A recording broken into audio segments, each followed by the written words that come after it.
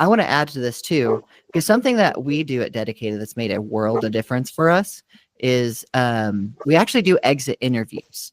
And this is told to them at the very beginning, like, you can't cancel until you have this exit interview with me. Like, that's how this works. And essentially, it's just like, let me know what it is we did wrong. I'm not trying to stop you from canceling at all.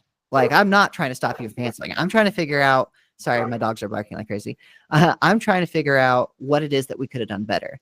And then what I'll do with that time, especially when I used to do a lot of coaching, I would use that gap in time that I used to have that client to find the one thing that I felt like the most impact of what they said that I could improve and dedicate my time to improving that.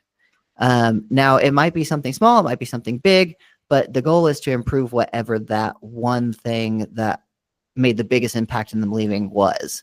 Now, if there's someone who just come up to you and like, it's your pricing, and pricing is consistently the issue over and over and over again, Andrew's probably going to be mad at me about this, but I'm going to be just completely frank with you.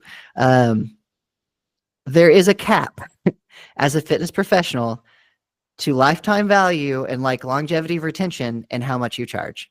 Like, there just is. You can be the best coach in the world who like knows everything about fitness, and you deserve every dollar of that $5,000 a month that you're charging. But when someone has a bad time and they lose their job, you're going to lose that client. Like, there has to be an understanding here. Like, there is a cap to that. So if it's continuously like price is the problem, and that is literally the only thing they're giving you, they're like, I loved you. You were great. You were phenomenal. Then I would use that time to kind of re-evaluate my prices and see what I can do with that.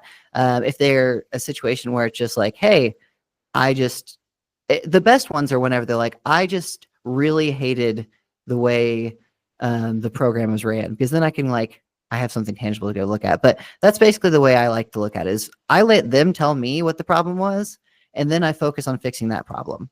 And every now and then it's just as simple as like, it wasn't a good fit. And most of us knew that already before they even started to cancel, especially if you've been in the business for a while. It's like, we're not clicking. So you're canceling, and that's cool. Tell you what, instead of an exit interview, just don't talk to me again. Yep. But that's one thing I did that made a world of difference, and actually helped retention. Even though I never went into it with the goal of like stopping them from canceling, there's been a few times, actually I would say probably at least 30% of the time, where I went into that conversation and they just wanted to vent. Like, they just vented about things. And then after it was all said and done, they're like, okay, I'm good now. Like, I'll just stay.